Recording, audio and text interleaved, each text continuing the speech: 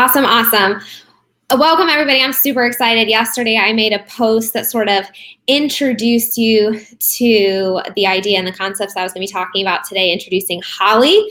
So, funny story, her last name is Griffith, and my maiden name is Griffith, so we connected immediately. It was super fun to get to know her, and one of the reasons I wanted to share her story, besides the fact that she did have such a traumatic result in just a very, very, very short period of time, is that she's a college student. And so I posted yesterday, I was talking about, was it this morning or yes? It was yesterday, how, health takes work. It is effort. And it's kind of an unfortunate thing that it's easier to be sick today than it is to be healthy, but it is what it is and it does take work. And so I wanted to bring Holly on to talk about the process because I feel like if a busy college student can do it, anybody can do it. So welcome, Holly. I'm so glad you decided to do this. And this is the first time we've actually visually seen each other. It's so cool. It's so crazy. Except that you did find me on YouTube. So I guess you've sort of seen me. So I'm so glad you're here. So introduce yourself and share who is Holly? Hello, I'm Holly. I currently live in Fort Worth, Texas. And like Kylene said, I was in school. I went to Texas A&M. And I also was working full-time at a coffee shop during all of this. I currently work at Avoca Coffee Roasters in Texas. I just am a regular person, but I'm very busy. And like she was saying, if I can do it, anyone can do it because I've talked to you multiple times about how my schedule was a huge stressor within the process, and stress affects you so much that you have to work to be healthy and then also work to manage your stress. So it's a never-ending process. But yeah, and you were pretty quickly able to determine when you had crazy hours, how much your changes in sleep were affecting how well you were feeling. So there's a lot that we were doing in terms of gut and lifestyle and food and all this kind of stuff. And you had to manage that around classes. You had to manage that around working at a coffee shop. I mean, when you were telling me about your schedule, it's crazy. I have another, so funny because I never thought that I would work with so many college students, but I'm actually working with another one right now, and she's crazy busy too. And she's in for, I think, nursing school. And so she has clinicals that sometimes she has to wake up at 3 a.m. in the morning. And I'm just oh my gosh, how do you do this? So we got to manage it in the best way we can while still living the life and having the career that we want to. And in very rare circumstances that may need to change. But in this one, we were able to kind of manage it. You eventually were able to actually change your hours, which I think helped a lot and shifted. So that's pretty awesome. So before we dig into why we started working together and all the exciting magical changes that happened, please share with everybody what an awesome barista you are. So I was just telling Kylene that I actually got to recently compete in a barista competition that is baristas from all across the U.S. that go to different states to compete. And there's either Brewers Cup or baristas, and I did baristas. So I got to make lattes and espresso drinks. And from that competition, I made top 6. And so I get to continue to the next level. That's so exciting. We'll see how it goes. So I'm currently manifesting this dream in my mind right now. My husband and I are building a house, and I'm going to invite you and my sister, who also works at a coffee shop. I'm going to have you guys come and make amazing coffee. Oh my gosh, You're welcome to come home anytime and make me some espresso. We'll have flights of different coffee beverages, and it'll just be great. Everyone will be over-caffeinated. That's right. Okay. All right. So let's really dive into why you reached out. I know you found me on YouTube, which is pretty awesome. So what was it that really was sort of the turning point? What was it that made you so unhappy with your health that you were willing to take action on it and reach out and take that step? Yeah, so I had been experiencing all of the different symptoms that we'll kind of talk about since probably late middle school, early high school. So quite a while. And to the point where it had always affected my daily life. I would have to leave school early or call into work because I physically could just not make it through my days. And so it had been an issue for a while, and it definitely came in waves of affecting me every day to, I think it's gone. and it's back. And so it was like the second you would think, oh, I'm going to do something about it and talk to someone, it would kind of go away. And then I think I'm better and just repeat. And it had gotten to the point where it had been so consistent, and I was trying to really focus on my life and my future career and what I was doing, but I couldn't because of stomach pain and exhaustion and all of these different things, that I was holding myself back from pursuing opportunities. So when I started to look for, do I want to go see my, general doctor, or do I need to find a specialist? What specialist would I even go see?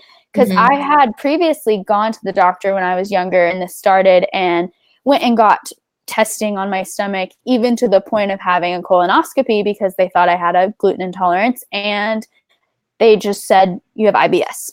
All of your tests came back negative. You have IBS. Yeah. So at that point, like, what do you do? Because technically you did go to the doctor, and they gave you a diagnosis, and there's nothing after that, whenever, in my experience. And so I was trying to find specialists, and I came across you. And what really resonated with me was kind of the option of a holistic method, or the option of a more medicine-based antibiotic if necessary, where you really like listen to the person and their needs and their wants, and allowed them to make their own decisions instead of, this is law, this is my way. I just felt like you seemed to really work with that person for what was best for them.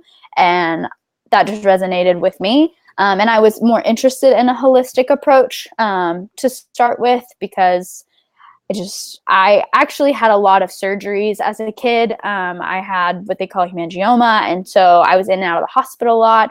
And it just kind of put a bad taste in my mouth with medicine following surgeries and all of those different things. So I wanted to try to very naturally help myself.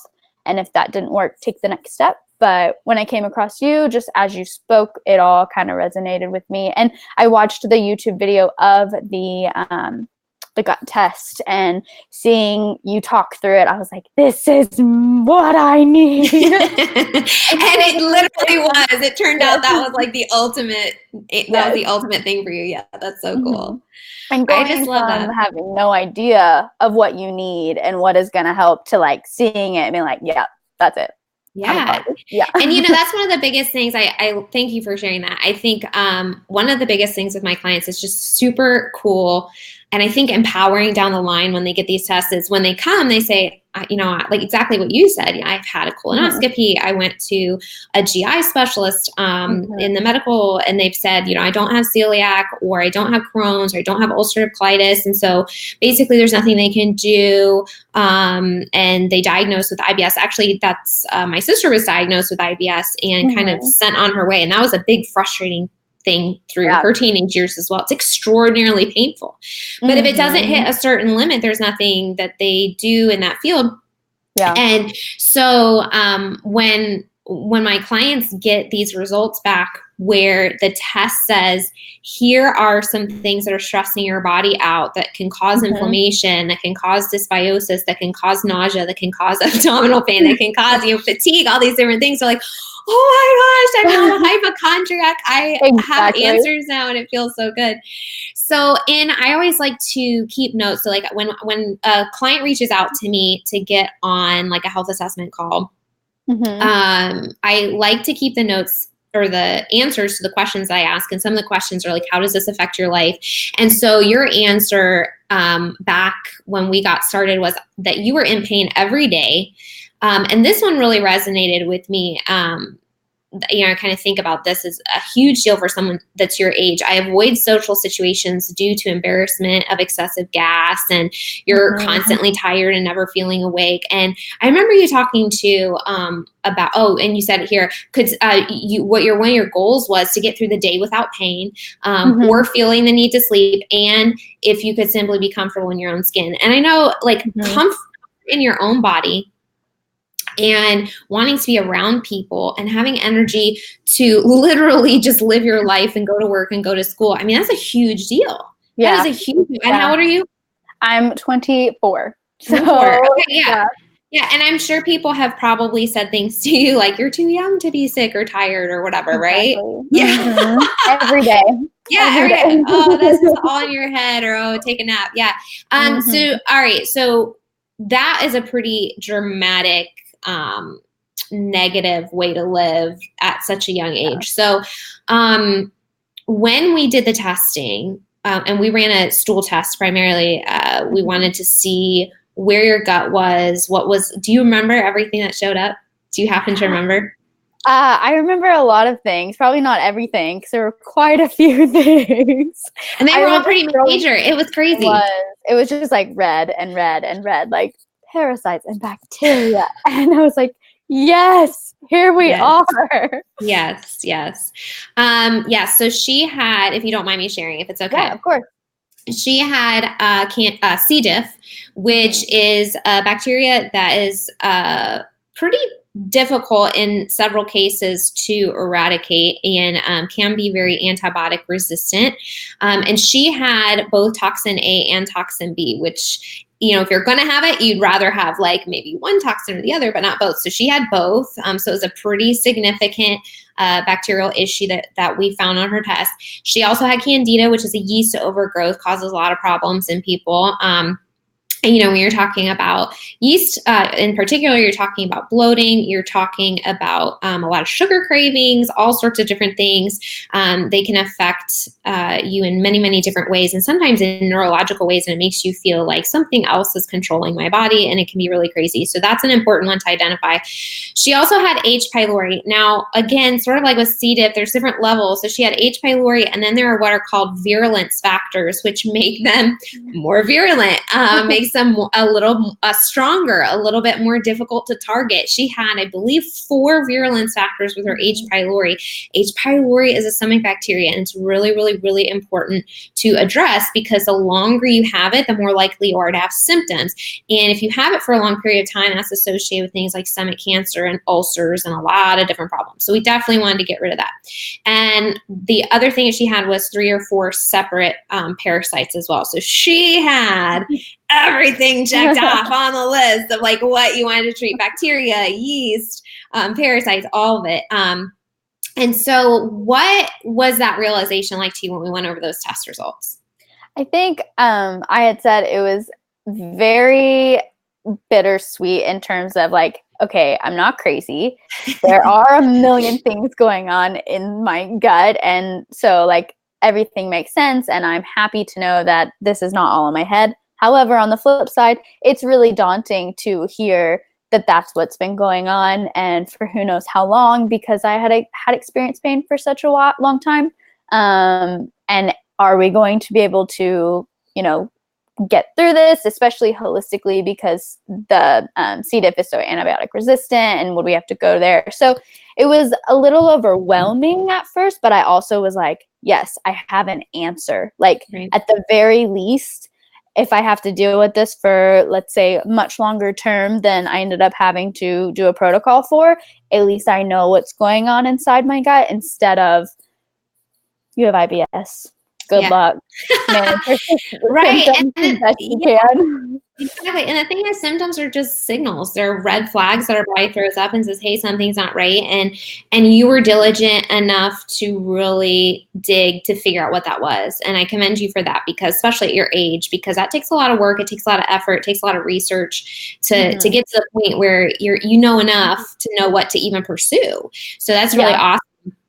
So obviously we wanted to address that. And when I work with my clients, we usually work on nutrition, lifestyle, supplementation, sleep, that sort of thing.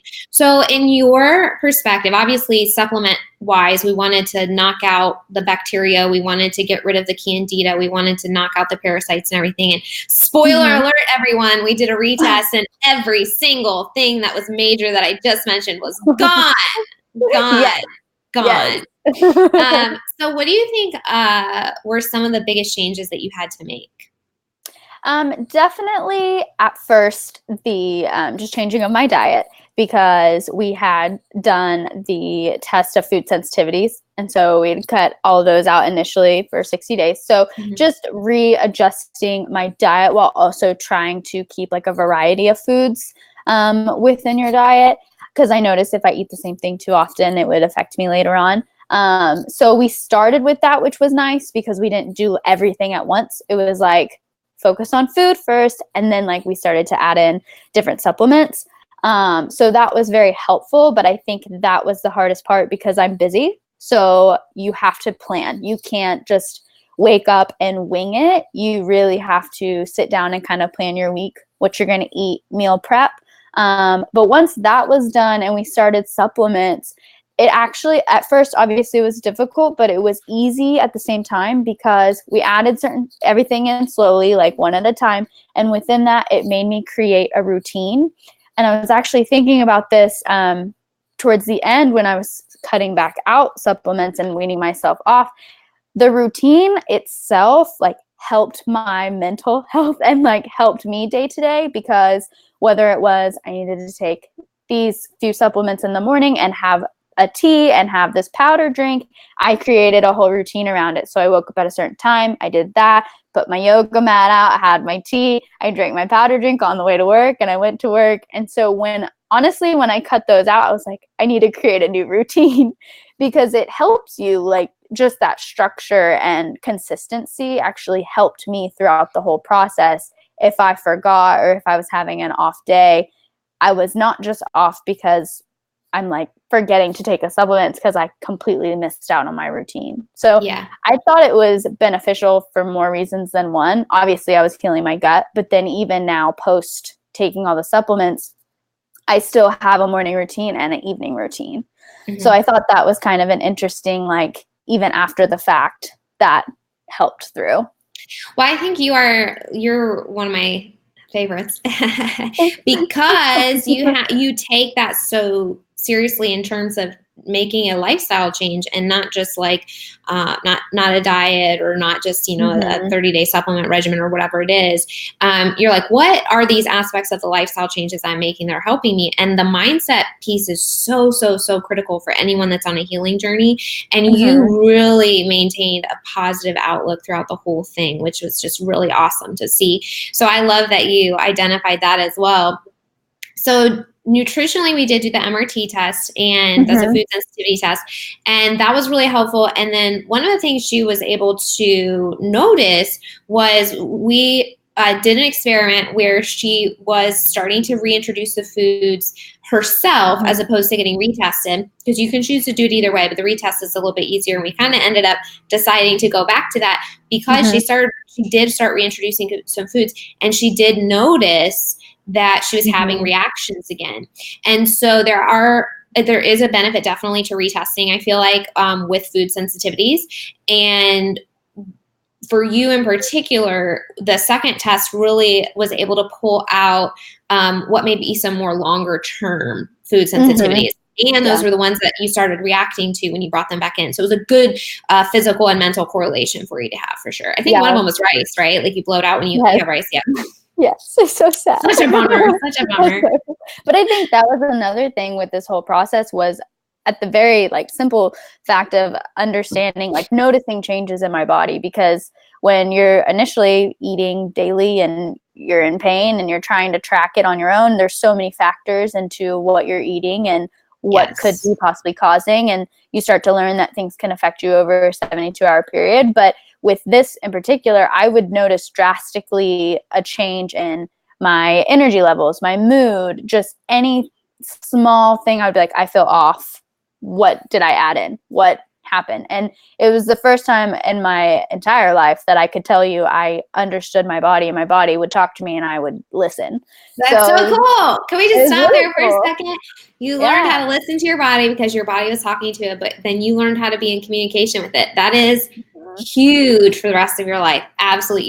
You're gonna go forth into the world and just be more woke. Exactly. Yes. You're just gonna have this more of an intuition, which is so important. And I think, just societally, I think we get so busy and so overwhelmed with technology and so go that we almost shut down our senses and we Mm-hmm. forget to really listen to our body. But when we're forced to do it because of disease or pain Mm-hmm. or whatever, then all of a sudden we're able to get in tune, and you can tell right away if you didn't get deep enough sleep or you Mm-hmm. ate something that made you not feel good. You know, it's interesting too, as you go through this, you're going to develop even more of an awareness. So with certain foods, you're going to have maybe a very quick reaction like you did with rice. For other foods, you may come to know that maybe I can have this every once in a while, but if I have it 3 days in a row, I can't. Like my mom is a great example of that. She can eat corn every once in a while, but if she has it like 3 days in a row, she wakes up in the middle of the night, her hands are burning, and she has like achy joints and stuff like that. And so it's a burden, and she can't do it long term. So I know that some of these changes were hard. We did this for about 3 to 4 months. We had a 60 to 90 day protocol, and you had started the nutrition before that. So we were working together about 3 to 4 months from start to finish. So after the first couple weeks and after sort of adjustment, did you find that it was hard, or did you find that it started to get easier once you said like you'd gotten that routine?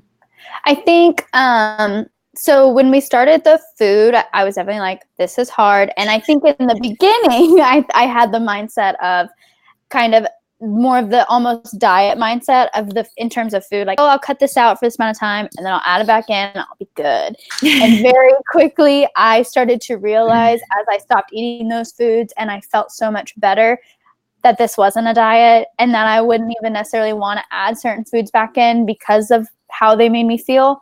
So once I got the mindset of more of the lifestyle and less of this is temporary, it got easier. And then we started supplements, and a few weeks in, I think at the very beginning, you're so driven and you're so motivated that it's like easy because you're ready to kill it. And a few weeks in, you're like, I'm so tired, man. I got to work and go to school. Yeah. Yes. So you kind of drop down, but I was thinking about this earlier, and motivation only lasts so long. At the end of the day, you kind of have to have discipline. And girl, say it again. Motivation only lasts so long. At the end of the day, you've got to have discipline. You are my hero. Because it really does. And we talked about this multiple times, that as I started to feel better, that became my norm so fast. Yes. It wasn't like I could every single day wake up, not feel pain, and be like, oh, I was feeling so much pain. Hey, yeah, keep going. It was like when I stopped feeling pain, that became a norm. And so since that becomes so normal so quickly, if you're not disciplined in finishing out a protocol or having some type of like reference point to remind yourself where you started, you're going to lose that motivation. So what I actually ended up doing throughout the whole process is I would just kind of put my phone on the top of my car while I would drive. I would just kind of record clips every couple weeks saying like, hey, this is how I'm feeling. I'm experiencing pain like this much in a week and feeling less tired. So if I did have a day where discipline was lacking, motivation was gone, I could kind of refer back to my videos and just be like, wow, I felt this much pain and it's getting better and better and better. So why would I not continue? Yes, that is so smart. I'm going to start recommending some of my clients do that. That is so smart to have like a little video blog that's just private to you. That's incredibly powerful. And I try to do that a little bit in my sessions. I'll say, hey, these are the symptoms that, we started with. You're having daily abdominal pains. How are those now? Oh my gosh, I haven't had them in like 4 days, like that's a huge thing. So that's incredible that you took it on yourself to just make that reminder. Was there anything that kind of prompted you to do that? Had you seen someone else do that? That's totally brilliant. Well, I think whenever we would talk and you would do that, like, hey, let's check back in with the symptoms and see how they're doing now. It kept giving me that realization and that like push, keep going. And I was like, well, I can do this for myself in between the times that we talk. And I have a lot of friends who would say like, you should journal. And I love the idea of journaling, but I don't have time in that moment. Like I did not even have 10, 15 minutes to sit down and write at the end of the day or in the beginning of the day. And so you're prioritizing your sleep. Yes, I needed my sleep. And so for me, it was actually most convenient on my travel time to just record, because that's the only time that I'm sitting and I can't go anywhere else besides be in my car and get where I need to go. So I think depending on your lifestyle, if journaling at the end of the day would give you some stress relief, then that might be better. But if you're busy and it's going to stress you out more to lose your sleep, then like that might be a good alternative. But yeah, Oh, it was a nice discussion. Mm-hmm. That's awesome. So let's talk about some of the biggest changes that you did. So you've talked about energy quite a bit. So when you had originally come in, you were saying that you would have to leave school earlier, call off work, and you're really struggling with consistent energy throughout the day. I know that improved during our protocol, but then we upped our game a little bit in the past month in terms of, hey, you knocked out all the gut stuff, but it's a really strong protocol. So let's support your immune system. And let's add some beef liver in there. And you did that, and you were able to increase your energy, which I think just for everyone out there, I think beef liver is like the coolest thing for energy ever. It's like, if you haven't tried it, you need to try it. So, so you've been feeling progressively better with your energy since then as well? Yes, definitely. I think it went from just being able to make it through the day to when I woke up energized, and like, instead of really trying to have to pull yourself out of bed, which that's I thought huge. was normal. Oh my gosh, no, that's huge. Now, when I was going back through your documents, I did have a question for you about that. So this is beef liver, and you had mentioned being, you hadn't eaten meat for a long time when we got together. So are you eating meat now, or is beef liver your main source of these vitamins? So currently I'm eating eggs and fish, and then I have the beef liver. Because when that's a great balance. That's a great balance. I feel comfortable with that, and I personally am not necessarily opposed to adding things in later. A lot of the things I can't actually add in because of my food sensitivities, which, it works. But I was having such low energy levels, and everyone can go back and forth between, you can survive just fine on a vegan diet, vegetarian diet, all the things. But for me, I felt such low energy that I really felt I needed more protein, and I can't do soy products. I can't do tofu. And so it got to a point where, what am I going to do? And I started adding in fish and eggs, and I felt so much more energy, not even a spike and a fall, but a consistency. So I stuck with that. And then that's the dream. Yeah, that's the dream. And then when I added this back in, it just, same thing. It just was a more consistent energy increase. I love it. Yeah. And I was literally just on my page talking to one of my friends about beef liver, because she was saying, I need to incorporate more organ meats. And I was like, I take beef liver every single day. And there's some other stuff where it's like beef combination, beef organs and stuff like that I don't take, but my husband has taken it. And we were talking about consistency. She's like, I'm not always consistent with it. And I was like, I really do think that's the key, because I was taking like 2 tablets a day instead of 4. And I was like, I'm taking 2, and I'm being really lazy about the second dose. And I was like, I really need to get back up to 4. So knowing myself and knowing that I wasn't going to take the second dose, and I keep forgetting, I bumped it up to 4 at the same time. And I just feel better again. Like it just, and you really going back to that, intuitively listening to your body, seeing how you feel, understanding what you're adding in one at a time that's making that difference can be really, really impactful. Because then you're like, hey, I ran out of my bottle 2 weeks ago, and I've started to take naps. Oh my gosh, that must be the connection. So let's talk a little bit about self-confidence and body image too, because I know when you came in, you were starting to avoid situations, and you were so physically uncomfortable, and you weren't sure, like, being around people, how that would go depending on the day. And so I know weight was a little bit of a concern for you as well. So talk us through what changed during the protocol in terms of those areas. So during the protocol, when I was reducing certain foods, taking out food intolerances, I lost very quickly 10 pounds. And I wasn't necessarily so excited for the weight loss. Yes, that's great. But for me, I felt less inflamed. So when I looked in the mirror, it was just like my face wasn't as puffy, and I just didn't feel swollen. So that is huge. That is so huge. You can weigh exactly the same amount, the same amount.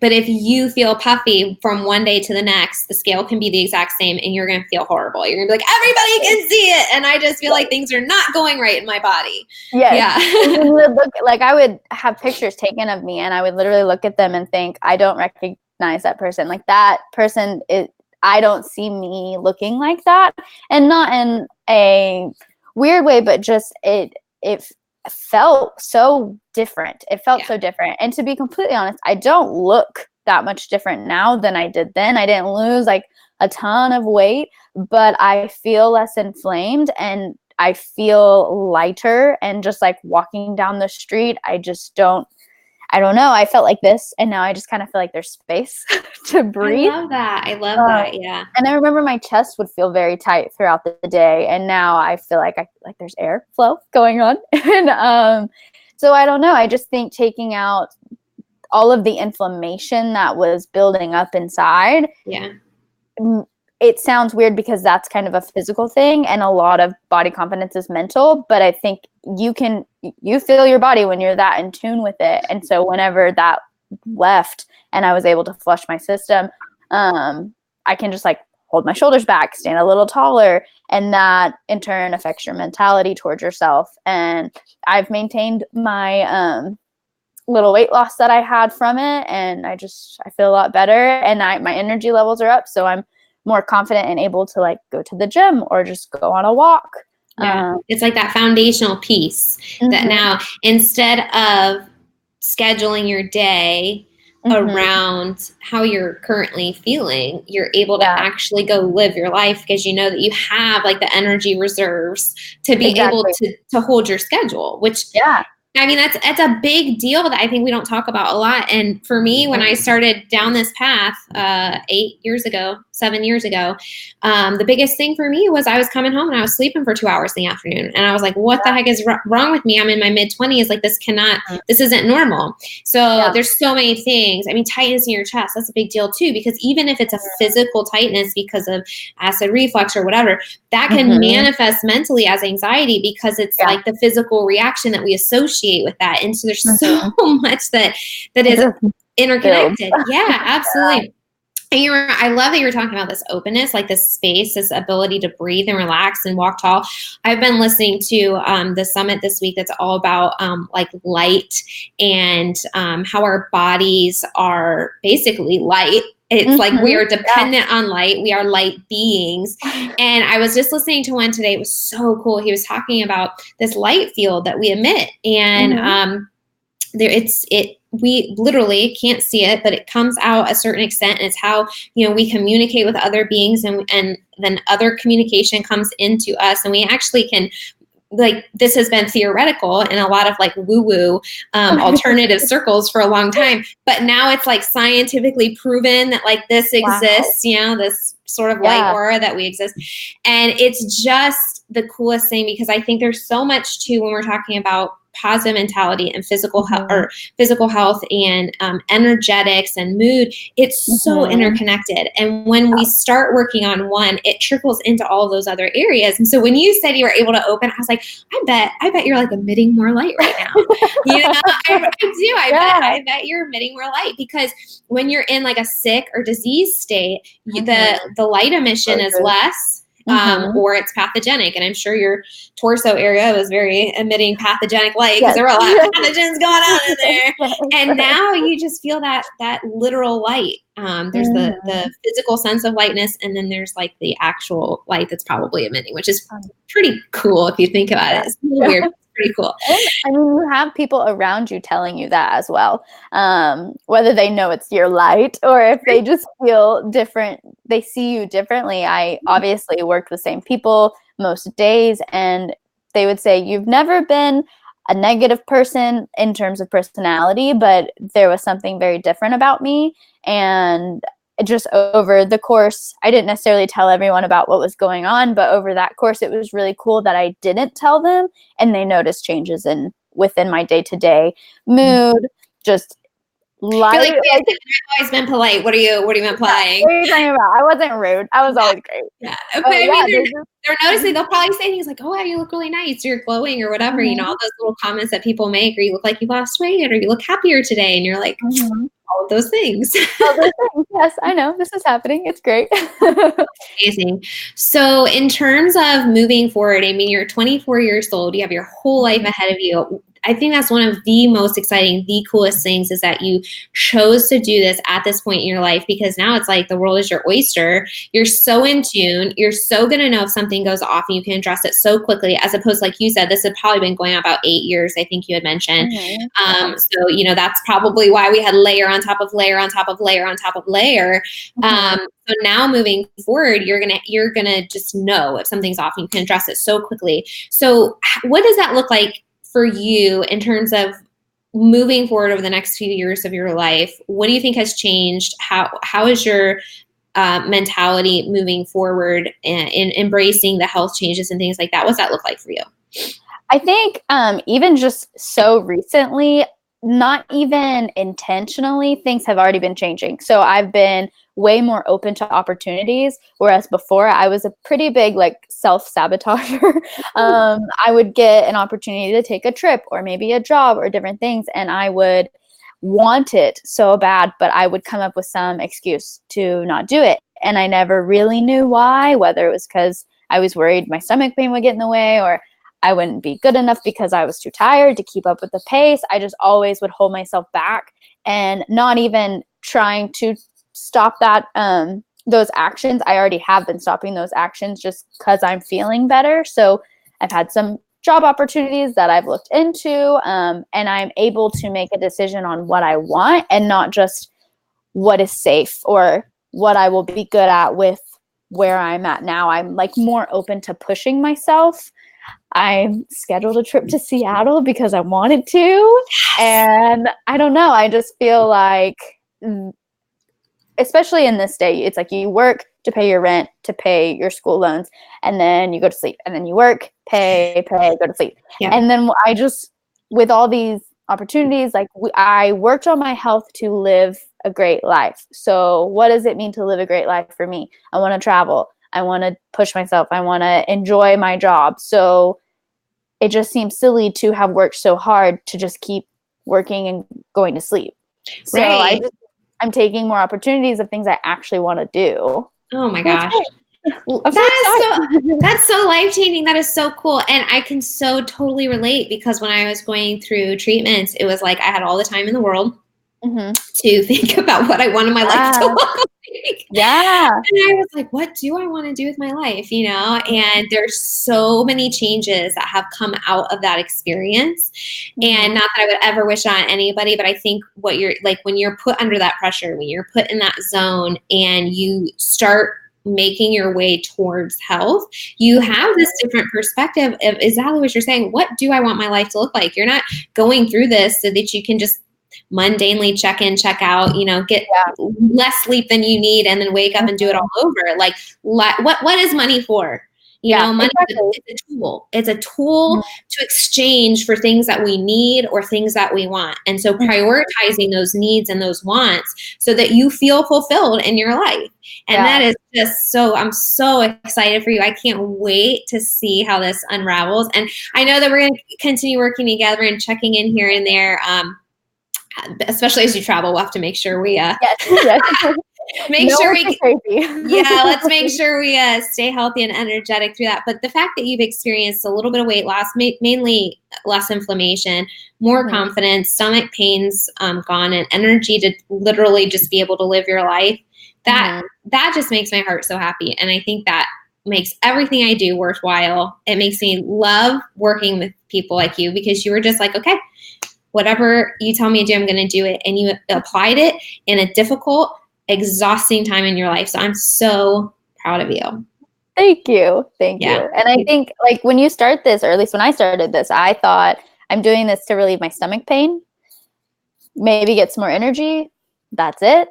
And then when we started working together, I realized it was going to be so much more than that. It was going to be, you know, my skin, face, and I have psoriasis, and all of that improved as well. And then internal confidence and all of these things started to build. And I never thought that I would get like a new perspective on what I'm trying to do in life. But it, like you said, everything connects and builds and is interwebbed. And so this, is crazy.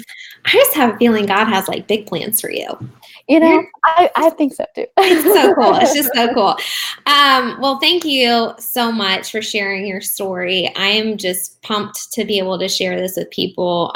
Just going into a little more detail what it can look like when you take the steps to invest in your health and to really address and identify what's really hindering your ability to heal. So for anyone that's watching that's like, oh my gosh, I'm experiencing the exact same things, I will post a link below if you'd like to schedule a functional health assessment with me. It's free. It's 20 minutes. Just lets me know a little bit about you, and then we can talk about whether working together is a right connection, or maybe it won't be, but we'll have the option to kind of get to know each other a little bit. So I'll make sure that link's below. But Holly, you are a total rock star. I'm so proud of you. And I just can't wait to see where you go over the next couple of years. So thank you so much again for sharing this with everyone. And I will talk to you soon. Perfect. Thank you so much, Kylene.